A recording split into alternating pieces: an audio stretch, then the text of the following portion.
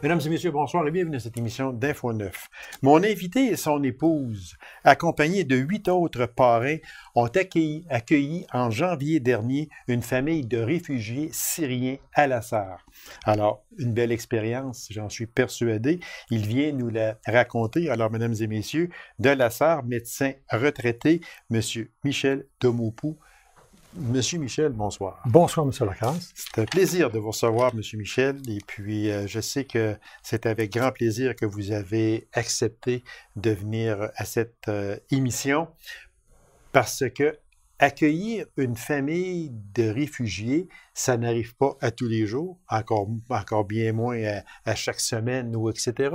C'est sûr que c'est une belle expérience. Mais comment cette belle aventure-là a débuté, parce qu'il y a quand même 2 ans au-dessus que ça a débuté.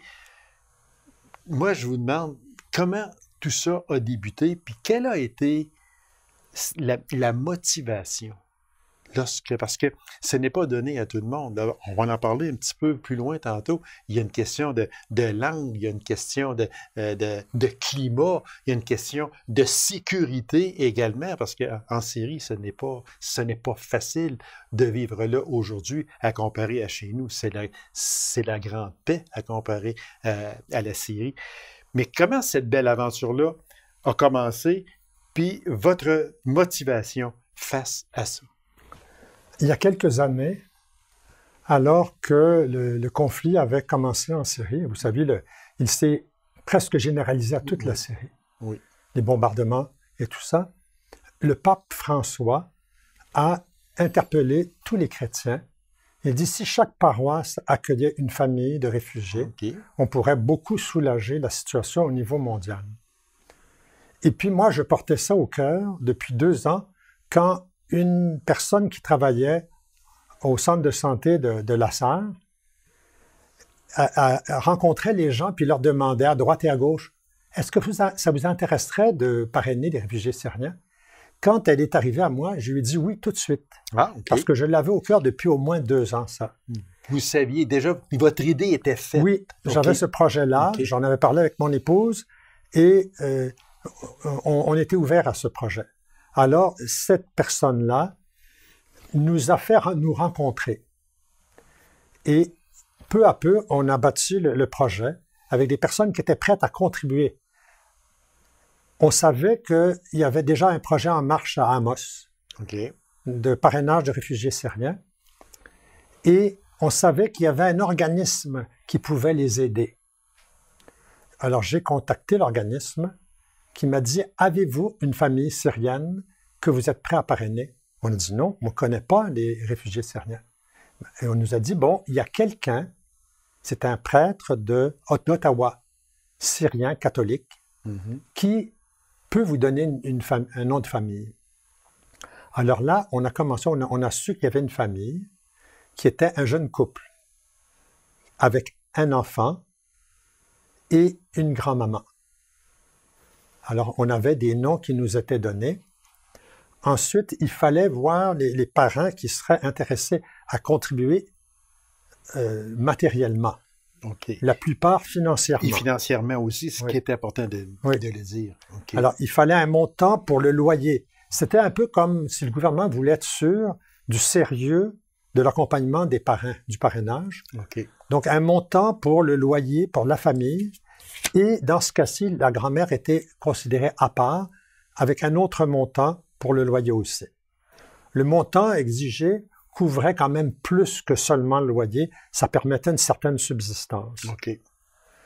Il y avait une personne parmi les parents qui était prêt à offrir sa maison.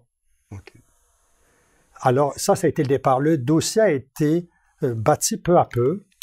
Et en octobre, on avait le montant total.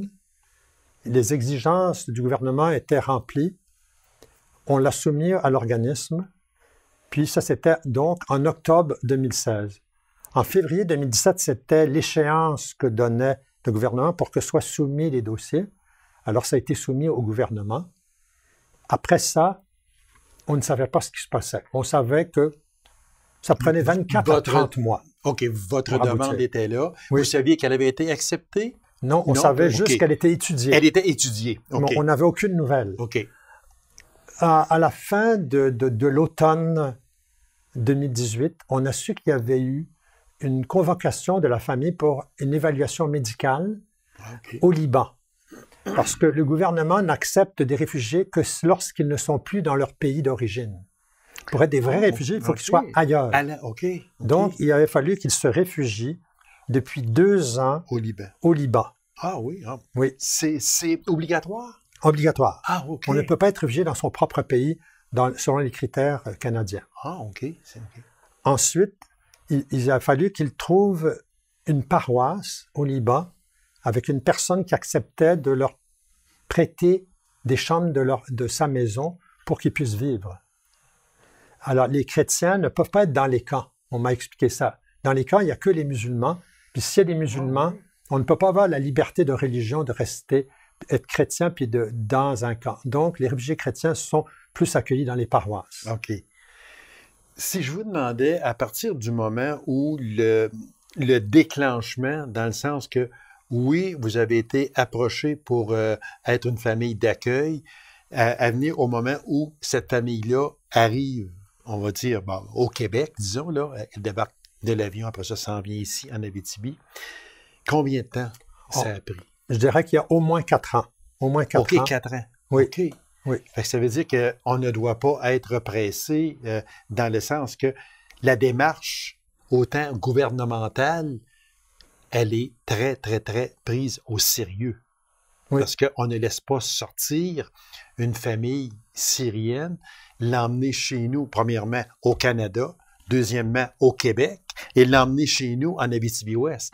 Le processus est quand même très, très, très sévère. Oui, alors, on n'est pas au courant, parce que le gouvernement ne nous met pas au courant du développement, mais il y a certainement une enquête pour savoir s'il y a des antécédents, s'il y a des dangers.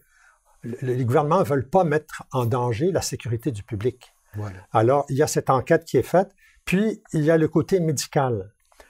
Et puis, les renseignements qu'on a sont très limités. On a vu que c'était pas tout à fait, la réalité n'était pas ce qu'on nous avait annoncé tout à fait. Okay. Alors, on a appris sur les métiers, sur l'état de santé. Par exemple, on nous avait dit que le papa de la famille était cuisinier. Plus exactement, il avait travaillé dans le domaine de la restauration, dans des grands hôtels, parce qu'il venait de la région de la ville de Homs. Homs, oui, exactement. Grande ville, 750 000 habitants, et il a travaillé dans des grands hôtels. Il était, comme il disait lui-même, maître de salle, je dirais maître d'hôtel. Okay. Mais il avait dans sa formation la cuisine. La maman, elle était, coiffeuse et maquilleuse, aussi maquilleuse. La grand-maman avait des problèmes de santé qui ne nous ont pas été révélés ou qu'on a appris en arrivant ici. Donc, juste une parenthèse, là, M. Michel, la grand-maman avait un problème de santé, vous n'étiez pas au courant, mais si on l'a laissé s'en venir jusque chez nous, est-ce que ça veut dire que ce problème de santé-là, est-ce qu'on peut dire qu'il n'était pas majeur? C'est ça. Ça n'était pas un obstacle. OK, c'était pas un obstacle. Au parrainage. Alors, c'est ça. Mais il faut le considérer maintenant. Et c'est sûr qu'on a beaucoup plus d'outils ici qu'il pouvait en avoir en Syrie. Sûrement. Syrie qui est un pays instruit, un pays développé, un des pays les plus développés du Moyen-Orient. C'est pour ça que c'est tragique de voir cette guerre-là qui a tout détruit, les infrastructures, toute cette possibilité pour un pays qui était quand même évolué et où il y avait une liberté de religion. Ça, on a ce témoignage-là. Il y avait une liberté de religion. Les chrétiens, les musulmans pouvaient se côtoyer, puis il y avait une liberté de religion dans ce pays qu'on ne voit pas forcément dans d'autres pays du Moyen-Orient. C'est donc dire, M. Michel, que à partir du moment où votre demande a été placée, à venir à peut-être quelques mois de la décision finale, vous n'étiez pas au courant du tout du cheminement du dossier. Non. C'est que dans votre optique, à vous autres, vous espériez que ce soit toujours du positif, mais si négatif il y avait, vous ne le saviez pas. Non, c'est ça. Alors voilà, maintenant il faut que j'arrive au moment où on nous annonce, le 8 janvier 2019, on reçoit le téléphone du responsable de l'organisme qui nous accompagnait, Accueil Parrainage Outaouais, donc de Gatineau, qui nous dit, voilà la nouvelle que je vous donne, dans 10 jours, votre famille arrive à Montréal, à l'aéroport Montréal-Trudeau. Oui. Alors là, pour nous, c'est une belle surprise, mais aussi c'est la course. On a 1 semaine pour trouver un logement, le meubler, pour qu'il puisse accueillir cette famille. Alors, notre idée était, bon, la personne qui avait suggéré le parrainage avait une maison qu'elle avait achetée, qu'elle n'avait pas vendue. Et puis qu'elle s'en allait à l'extérieur. Elle était partie à Montréal. OK. Alors, on lui a demandé de nous la louer pendant 1 an, ce qui a été accepté. Alors, on a fait un appel à tous. On a fait appel à nos connaissances, mais on a fait aussi appel par Facebook avec un message, on a une maison complète à meubler, urgent. Alors, donnez-nous tout ce que vous pouvez pour un salon, une cuisine, une salle à manger, des chambres à coucher, tout meuble, literie. Parce qu'eux autres, il n'y avait rien. Électroménager. Non, ils arrivaient avec des valises, beaucoup de valises, tout ce qu'ils pouvaient amener, mais ils n'avaient rien, puis ils n'avaient pas d'argent, rien. Alors, on essayait de les accueillir le mieux possible. La réponse de la communauté, là, a été extraordinaire, au point qu'on a eu plus qu'on avait besoin. On a pu même donner le surplus, par exemple, à la Maison des familles. On a pu donner à la ressourcerie le filon vert, parce qu'on a reçu beaucoup. On a reçu en service, en biens. Il y a une famille de parrains qui ont acheté des électroménagers qu'on n'avait pas pu recevoir, et le temps pressait. On a eu des rideaux, tous les rideaux nécessaires, Vous modernes. Avez pu meubler cette maison-là, autrement dit. On a eu des personnes qui se sont proposées pour faire le travail des bénisteries qui avaient besoin de rétablir des choses, réparer, parce que il y avait besoin de mettre une rampe et tout ça. Mm-hmm. On a eu de l'aide pour réparer de la plomberie, etc. Des 2 personnes qui ont proposé leur pick-up pour déménager les meubles et tout ça. C'était une entraide extraordinaire. Des dons aussi en argent à la paroisse, puis d'autres personnes de la ville de La Sarre, même jusqu'à Rouen, des personnes qui ont donné. Ah oui. Ça revient encore à une chose, parce que moi, je reçois beaucoup de personnes ici, puis des personnes qui viennent annoncer on ramasse de l'argent pour telle chose, on fait une collecte, on fait pour une fondation, etc. Et encore là, on est à même de voir la population comme chez nous, elle est d'une générosité sans borne. Et vous en avez la preuve encore aujourd'hui quand vous dites que même il y en a eu plus que ce que l'on demandait, c'est quand même extraordinaire. Les gens sont tellement généreux ici. C'est ça. Mais quelqu'un me disait, des parents, rendez-vous compte que votre famille va être peut-être mieux installée que plusieurs familles d'Abitibi-Ouest. Et ça nous a sensibilisés. C'est pour ça que j'ai dit, le surplus, il fallait qu'on le redonne à la communauté parce qu'on avait reçu plus qu'on avait besoin à un moment donné. Mais on disait aux gens, donnez-le au filon vert, donnez-le à la Maison des familles. On a eu même un concessionnaire automobile qui nous a prêté 2 vanettes pour aller chercher la famille et les valises. Ah, mon Dieu, et bravo. Les voyages se sont faits sur 2 jours. Ça, c'était pas prévu, mais sur 2 jours. Et à Rouen. À Rouen, aller chercher à l'aéroport parce qu'on avait choisi de les ramener parce qu'on disait le décalage d'heure. Il y avait un enfant qui s'était rajouté. Comme je vous ai dit, il y avait 4 personnes, mais oui, quand ils sont arrivés, ils étaient 5 personnes. Il y avait un enfant qui est né le 1er janvier 2018. Alors, elle avait juste 1 an. Alors, on avait prévu un voyage en avion parce qu'on disait, il y a un décalage d'heure, ils doivent être épuisés. 1 nuit à l'hôtel à Dorval, puis ensuite, on s'en va vient chez nous. Oui. Parce qu'ici, moi, j'avais dans mes notes 5 membres, un homme 37 ans, oui. Son épouse 27 ans, et puis 2 enfants, 1 an et 3 ans, et une grand-maman 76 ans. Exactement. Est-ce qu'au moment où l'on se parle, M. Michel, ces personnes-là commencent à s'intégrer à la population? Parce que c'est sûr et certain, ici, dans mes notes, j'ai que c'est quand même pas facile, là. Ils arrivent dans un pays complètement étranger, une langue étrangère, des us et coutumes, c'est complètement étranger à leur pays chez eux. Même, j'ai même une note ici qu'ils entendaient des explosions de guerre, il faut le dire. Chez nous, quand on a une explosion, c'est un feu d'artifice de joie. Comment aujourd'hui ces personnes-là s'intègrent à la population et vice-versa aussi? Comment la population les a acceptés? Oui. Alors voilà, c'est la 3e semaine que le papa travaille dans son domaine. Là, il est dans son domaine, dans les cuisines. Alors, ici à La Sarre, la maman ne peut pas encore travailler. Elle aimerait beaucoup, mais on est arrivé à un moment de l'année où il n'y a pas de place de garderie. Donc, on n'a pas de place de garderie. On a tout essayé. On s'est inscrit, subventionné, non subventionné, public, privé, tous les domaines. Il n'y a pas de disponibilité pour ça. Mais la maman ne perd pas son temps. 4 jours par semaine, elle fait de la francisation. Ah, mon Dieu. 2 jours à l'école de retour, 2 autres journées. Il y a un professeur à la retraite qui vient à la maison pour l'aider là-dedans. Alors, il n'y a pas de temps perdu là-dedans. Il y a des liens qui se sont faits entre cette famille et celle d'Amos, qui est arrivée en mai 2018. Des Syriens également? Des Syriens aussi.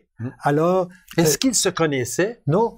Mais là, ils sont devenus de bons amis. Oui, ils ont beaucoup de choses. Puis ça, c'est intéressant d'avoir quelqu'un de sa nationalité déjà en place ici.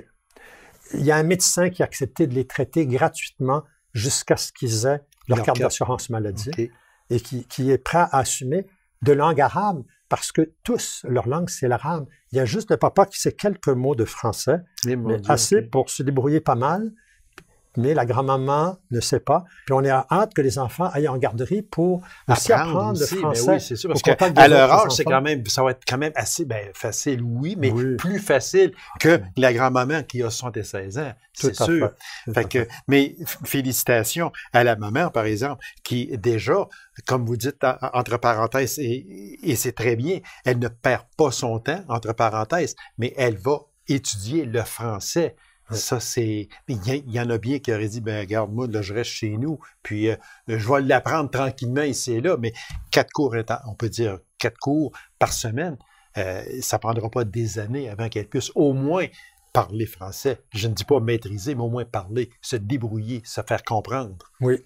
Et puis, nous, on n'a pas pu être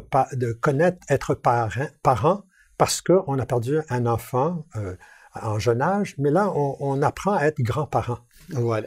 Alors, on garde souvent. Quand elle part étudier, il faut quelqu'un pour garder. Alors, Nicole et moi, puis il y a une autre marraine qui aide aussi à garder. Alors, on fait ça souvent. On est très proche de cette famille-là.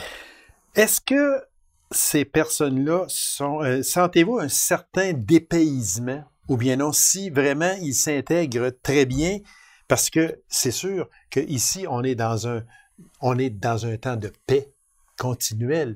Chez eux, c'est dans un temps de guerre continuelle. Est-ce que vous sentez qu'ils sont vraiment, ils acceptent bien, ils sont à leur place? Vous avez raison, il y a eu d'abord un choc climatique. Ils sont arrivés par moins 35. Et voilà, c'est pas tout à fait pareil là-bas. C'est ça. Ils n'ont pas l'hiver qu'on a ici. Ils m'expliquaient, aujourd'hui c'est 10, puis hier c'était 0. Ils ont de la neige, mais qui ne dure pas très longtemps. Oui, c'est ça, exactement. Je pense qu'ils sont au 32e parallèle, alors que nous, on est au 48e. Alors on peut comprendre un peu. Ensuite, le choc culturel, le choc de la langue aussi. Alors, quand Bachar, le papa, quand il est arrivé, il voit l'hiver, il dit, est-ce que c'est comme ça tout le long de l'année? Je l'ai rassuré, j'ai dit, dans 3 mois, la neige va avoir fondu. J'espère qu'elle va être fondue. Il disait, les arbres, est-ce qu'ils sont morts, les arbres? Alors, mon épouse dit, non, ils dorment. Pour lui faire comprendre que non, ils auraient des feuilles et tout ça.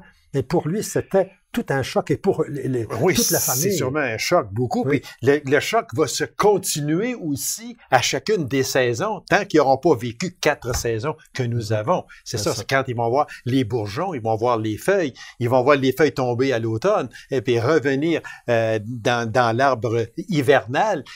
Tant qu'ils n'auront pas passé un an, ça va être quand même une espèce de choc culturel qu'ils vont avoir à chacune des saisons. Et climatique aussi. Et climatique, exactement, oui. Docteur Demont, je vous appelle encore docteur, excusez-moi. C'est pas une insulte.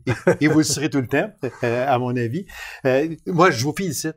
Je vous félicite pour ce beau geste humanitaire que vous avez porté, vous et les autres parrains, les 8 autres parrains. Je les en remercierai jamais assez. Puis, si d'autres personnes veulent aussi probablement faire un même geste, ils auront peut-être à vous consulter ou en tout cas, peu importe, vous en avez déjà fait un et vous seriez prêt, je suis certain, à aider une autre famille à le faire. On peut leur donner des conseils, oui. Mais je veux encore remercier la communauté. On n'aurait pas pu réussir Très ça important. tout seul. Tous les parents et la communauté, c'est un geste merveilleux communautaire, ça. Voilà. Monsieur Michel, merci infiniment. Souhaitez longue vie et bonne arrivée à cette famille syrienne de notre part. Puis merci à la population aussi, en général, qui encore une fois a été des plus généreuses, comme c'est toujours le cas quand on a besoin de ça. Merci beaucoup. Merci beaucoup. Et félicitations pour votre beau geste humanitaire. Alors, mesdames et messieurs, courte pause, on vous revient immédiatement après. Reste avec nous.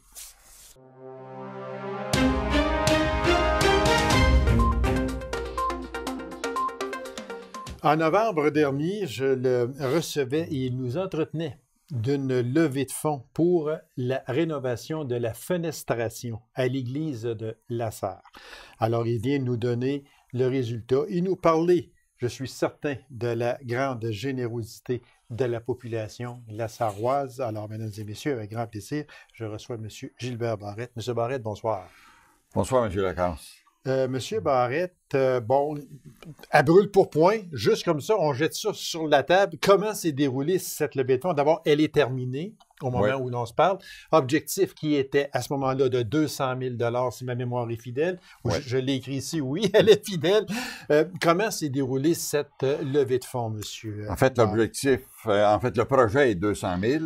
L'objectif de la sollicitation, c'était 75. Oui, OK. Oui, parce qu'on avait déjà... C'est ça. Bon, il y avait un montant qui comprend même les placements, un petit montant. OK. Ensuite, un emprunt qu'on a d'un fonds de l'évêché pour aider les paroisses de 80 000 remboursables sans intérêt. Ça, c'est important de le dire, là. Oui, je pense que il faut le mentionner. Ça. Il faut le mentionner. Puis moi, ce que je trouve aussi de vraiment bien, c'est les mots « sans intérêt ». Oui. Ça, c'est aussi important parce que sur un pareil montant, l'intérêt, même si on chargerait juste 5 ou 6 en tout cas, peu importe, c'est beaucoup. Oui. Alors, c'est très, très bien de le dire que ce prêt du diocèse d'Amos, c'est 80 000 et sans intérêt. Oui.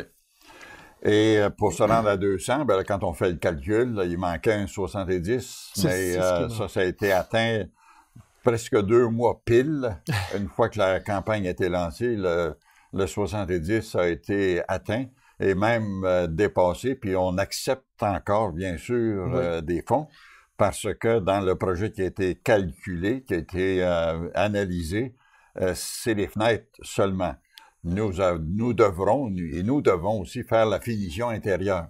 Et ça va être avec l'équipe de bénévoles. Okay. C'est sûr qu'il va y avoir un peu de matériaux. Oui, là, c'est sûr. C'est pas la partie majeure. Ça. Puis, si jamais on dépasse largement le montant, il faut se dire aussi, selon vos propres paroles du mois de novembre dernier, que tôt ou tard, il y aura la couverture.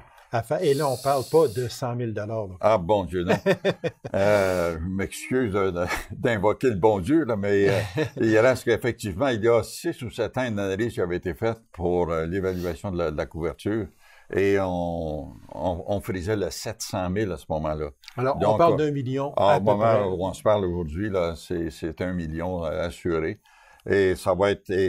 On va être admissible encore une fois au Fonds du patrimoine, mais là, on verra à ce moment-là. Oui, là, ça, c'est dans quelques rendu années. à la rivière, on analysera comment on traversera le pont à ce moment-là. Absolument.